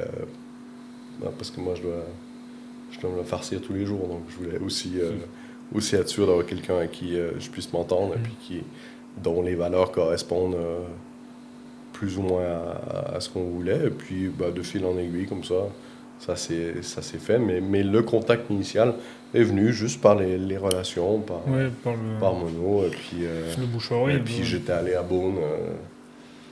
C'était un beau prétexte pour aller à Beaune une fois. J'ai dit, je vais aller rencontrer Rémi. On s'est vu à ce moment-là. Et puis, de fil en aiguille, comme ça, Parce que là, du coup, c'est pareil. C'est sur les valeurs de transmission, tu donnes une super opportunité à un jeune. C'est ce qu'on essaie, ouais. Parce que là, du coup, c'est lui qui met en place dans la tonnellerie. Il a mis en place son atelier, justement, parce que nous, pour moi, ça faisait partie de ma vision. J'ai dit, si c'est lui qui va bosser dans l'atelier, je veux, ça on voulait dès le départ, je l'avais dit au sauter, j'ai dit, je veux que ce soit lui qui monte son atelier. Moi, je sais, sur une maquette un peu, je connais les machines qui vont rentrer. Et puis, si t'es pas trop bête, tu sais un peu un process, comment ça va se passer. Mais j'ai dit, mais quand même, si c'est lui qui va devoir travailler tous les jours, je veux que ce soit lui qui vienne, qui monte, et puis qui décide de de l'emplacement, tout ça, qui monte son atelier, quoi. Nous, on avait fait notre boulot en amont, on avait rénové tout ça. Ça, le tonnelier n'était pas engagé encore. Okay. On avait rénové l'atelier, on l'avait préparé. On savait que la surface était compatible avec l'activité. On avait fait un petit peu des plans comme ça, mais après, j'ai toujours dit non, on ne définit rien, c'est le tonnelier qui va. Donc, c'est pour ça qu'on avait fait toutes vous verrez quand vous irez demain, on avait tout fait en flexible, en fait. Donc, toute l'électricité, elle est modulable. Il y a une espèce de rail qui passe tout du long, avec l'air comprimé aussi. Si demain, il faut rebrancher là, à gauche ou à droite, on peut moduler absolument comme on veut. On peut tout changer, quoi. Il n'y a rien qui est fixe, il n'y a rien qui est coulé dans le béton, quoi. L'idée à terme, c'est de faire 100% des fûts des domaines. Ça, de toute façon, ouais. Ça, nous, on est notre premier client, nous-mêmes. Commercialisé à l'extérieur aussi, à l'export. Enfin, pas à l'export. Obligatoire. Mais à l'extérieur aussi. On peut pas faire tourner la tonnerie. C'est que pour nous. On n'est pas dans une démarche muséale. Oui, bien sûr. C'est pas juste pour faire joli. Non. C'est une vraie tonnellerie qui est travaillée. Comme encore une fois, je reviens. Notre mission, nous, c'est offrir aux vinificateurs la forêt suisse. Oui. Je ne dis pas aux vinificateurs suisses, je dis offrir aux vinificateurs la forêt suisse. Demain, il y en aura peut-être ailleurs qu'en Suisse. Je ne sais pas. C'est chouette parce que ça fait un labo en plus direct pour la tonnellerie. Essayer des chauffes, essayer des origines, du séchage. Nous, on va s'exprimer dans une fourchette entre 500 et 1000. Donc 500 000 fûts par an. Pas 500 000 fûts, par jour. 500 et 1000, ouais. Entre 500 et donc un ou deux tonneliers. Une personne seule, 500 fûts par an, ça passe. Personne seule. On a besoin, nous, d'un tonnelier. Et puis après, in fine, là, c'est pour ça qu'on s'est mis dans cette démarche où on accueille volontiers des jeunes compagnons qui... donc c'est une plus-value parce que c'est cool de faire la transmission. Après, ça pourrait être un manœuvre qui vient en appui au tonnelier. Et puis on arrivera au même chiffre. Oui. Mais bon, ça peut être un jeune, on le fait... Et 1000 Donc, fûts, voilà, 1000 fûts dans l'année en termes de bois, tu peux J'y arrive, sécuriser les approches. mais c'est le maximum. Ouais. Ouais, et puis je sais que je ne peux pas sécuriser ça toutes les années, quoi. Donc l'année dernière, je l'ai largement. Cette année, on est un petit peu en dessous. Ouais, donc tu fais un petit peu mais plus, voilà, un petit peu moins, on et est dans la comme ça. moyenne, t'es bon. Mais de toute façon, comme je dis souvent, il faut pas trop être... il faut pas être trop prétentieux sur nos capacités. En Suisse, on n'a pas des chiffres exacts, mais on estime que c'est entre 8000 et 9000 fûts qui sont vendus par année. Donc si on en vend des 1000, on sera à plus de 10% du marché suisse. Voilà, plus que ça. Presque le plus gros fournisseur de Non, la Suisse. on va pas y Ça aller. serait C'est chouette. bon. On va pas... Ouais. Plus donc, que ça ne nous servira à rien. Vous Puis, pensez... en plus, au-dessus de 1000, même si on passe à 1001, l'atelier tel que vous allez le voir, ça ne doit plus être le même, quoi. Jusqu'à 1000, ça va. Mais tu rajoutes un fût par-dessus de ça, il faudrait tout changer, là. Ouais. Il faudrait être Non, plus... mais 1000 avec plus 2 efficace. tonneliers, c'est déjà bien, ça fait un bel atelier. Bah, c'est bien, ça mais c'est travaille, possible. quoi. Ça travaille. Ouais. Et donc jusqu'aux 600 litres, ça veut dire qu'il va... Non, mais je pense qu'avec la rogneuse qu'on a, il me semble qu'on serait limité à 550. Ouais, mais- parce qu'après, il faut prévoir les épaisseurs. Et... Blanc, bonnet, blanc. Mais j'ai prévu de l'épaisseur. J'ai prévu du 34. Il est débité en méranderie en 40. Et puis après, bon, on verra comment ça s'affine au séchage. Mais au-delà de ça, on ne veut pas. Puis surtout, comme on l'a dit dès le départ, on a des collègues foudriers. Nous, on ne touche pas à ça. Ouais. C'est pour eux. C'est bien. Nous, ce qu'on veut vendre, c'est feuillette, s'il vous plaît, non. Parce que ça nous embête. Mais on a toujours une demande sur une Un feuillette. peu comme tout le monde. Exactement. On dit oui, avec plaisir, mais on essaie de dissuader toujours le client de prendre une feuillette. Après, c'est du 228, du 225 et du 300. Voilà. Ouais, C'est ça notre cheval de bataille. la feuillette, c'est la demi-barrique, là, 114 litres. Oui, où on a 110. fait des feuillettes chablisiennes aussi à 140. Ah oui. Bah ouais, On commence à se spécialiser. exactement. Et donc, est-ce que vous allez créer un fût suisse? Ça va pas Tiens, jamais. d'ailleurs, tu as l'air d'aimer l'histoire, entre autres. Les il y a- carrés, là? Pardon? Non, je pensais que tu allais me parler des fûts carrés. Non, non.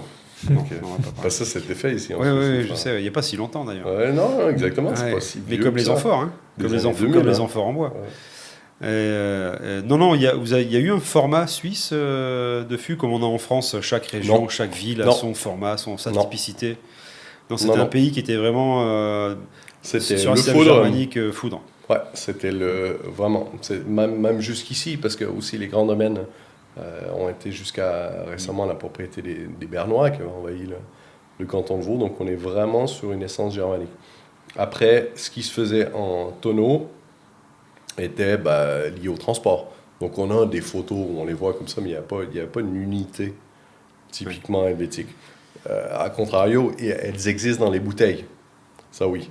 Dans les bouteilles, on a des Typiques, contenances ah oui. typiques, même cantonales. Ah oui. Il y a le, Ah ouais. le pot vaudois et le Le demi-pot et la Ah, picholette. Ouais. Ouais, La ça existe. picholette. Pichonnette, c'est La mignon ça. picholette, ouais. Picholette. Non, exactement. Ça existe. Qui fait quel volume, le Ben, pot vaudois? le pot vaudois, c'est 140 centilitres. Ah Donc oui. 1,4 litres. Et le demi-pot, qui ressemble plus à une bouteille, c'était 70. D'accord, donc 70, presque un, comme ils disent presque ici. un cadeau. Ouais. Ouais. D'ailleurs, il y a encore beaucoup, il y a des reliquats, il y a pas mal de caves un D'accord. peu qui Qui essaie d'en rappellent. sortir. Et puis qui sont encore en 70 centilitres. 70, Là, je bien parle sûr. du ouais, Non, mais il faut. c'est le pot vaudois, on parle. C'est local, Demi-pot, c'est 70, c'est pas Ouais. 70. Voilà. bien sûr. Mais non, en tonneau, non. Ouais. Non, mais par contre, une anecdote intéressante pour vous, c'est drôle, parce que ici, les tonneliers, forcément, il y avait des tonneaux partout, donc, puis des fûts. Donc, il y avait dans chaque village des tonneliers. Et ici, quand on parle de cavistes, donc de gens qui font les travaux de cave, certaines personnes vont encore se référer à ces gens en disant des tonneliers. D'accord. Genre un prestataire de travaux de cave, ils vont dire « Ah, mais je vais appeler le tonnelier ». Et en fait, Parce c'est que dans le temps, c'était aussi le tonnelier, en plus d'être celui qui faisait le tonneau, c'était aussi un petit peu un expert de vin, de vinification, de ce qui se passait dedans. Donc, chez les vieux, on entend encore ça. Alors. Ah oui, souvent Appeler le tonnelier. les tonneliers étaient cabaretiers, les tonneliers faisaient le remplissage, l'entonnage, ils Cabaretier, c'est quoi? ils vendaient en fait, Ouais. ils vendaient le vin, Ok. mais le tonnelier pouvait vendre des fûts pleins. Bah oui. Et parfois même, en fait, le tonnelier était encore propriétaire de ses fûts. Il est loué, il est récupéré. Alors, le métier a beaucoup, beaucoup changé. Mais donc ici, tu peux encore entendre parler de ça, quelqu'un qui travaille le vin, c'est un tonnelier. D'accord. ok. D'accord. Ça se perd, hein, ça. Puis, Ouais, puis, d'ici 10 ans, je pense qu'on Ce on sera dira fait. plus ça, mais on a une entreprise tout près d'ici qui est spécialisée dans les travaux de cave en prestataire pour les autres. Des fois, ils disent, ben, les tonneliers. Alors qu'ils touchent pas au tonneau. Oui, bien sûr. Ouais. Je te remercie de nous avoir reçus, Puis nous avoir donné je vais aller chercher la bouteille aussi pour Ouais. notre Pour le prochain. prochain interlocuteur, c'est important. Donc, ce qui est important, c'est pas qu'elle soit bonne. Hein. Ce qui est important, c'est Ah, que ouais, bonne. c'est qu'elle te soit chère ou représentative, ou que Yes. quand on la partage, La petite bouteille d'Argentine. voilà. Mais Ça a été bien, ouais, mais j'en ai pas. Non. et merci beaucoup. Plaisir. C'était super. Donc, tu es le premier Merci. invité qu'on a qui ne soit pas tonnelier. Non, effectivement. D'ailleurs, alors, Ça, finalement- je suis pas tonnelier, ça c'est vrai. Ouais. Est-ce que tu veux pas finir par l'être? Je pense pas. Je veux garder cette part de mystère. Je veux pas m'y mettre. Prochaine Je annonce. sais qu'une fois, genre, il sera minuit, tout le monde, il y a personne qui me verra. Je sais que je vais essayer de mettre en rose une fois. Tu l'as pas fait encore? À Tu l'as l'abri de pas tous fait les regards. Tu Non, fais quoi je demain sais pas. matin? Non, justement. Tu l'as pas je veux fait pas encore. me ridiculiser comme Tu ça. tu mais, l'as pas fait. T'as pas encore mis en rose. Non. Non. Et Ah puis ouais. pourtant, j'incite plein de monde à le faire, comme ça. Je suis toujours le Ouais. mec qui pousse derrière. Allez, vas-y, essaye, comme ça.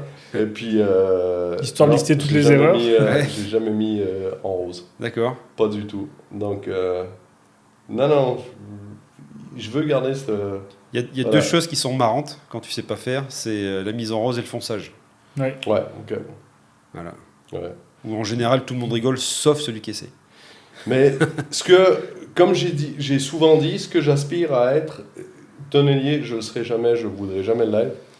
Mais d'ici 2 ou 3 ans, je veux, quand je parlerai avec mes collègues mérandiers, je veux qu'on se regarde et qu'on parle d'égal à égal. Bien sûr. Ça, oui. Ça, je veux prétendre, pas au titre officiel, mais oui. Oui, que les- continuer à être fort dans Que les dans gens l'achat de bois. Et puis, que les gens reconnaissent que tu sais de quoi tu parles quand tu Exactement, parles bois. Ouais, ça, c'est le vrai objectif. Ouais. Bon ben tu es prêt, enfin tu y es On va y presque. arriver. Puis À maintenant, à mon avis, c'est de sur toute les façon c'est réseaux. officiel maintenant. Bon, merci messieurs. Merci à toi. Cool. Merci à toi. Merci de l'expérience aussi.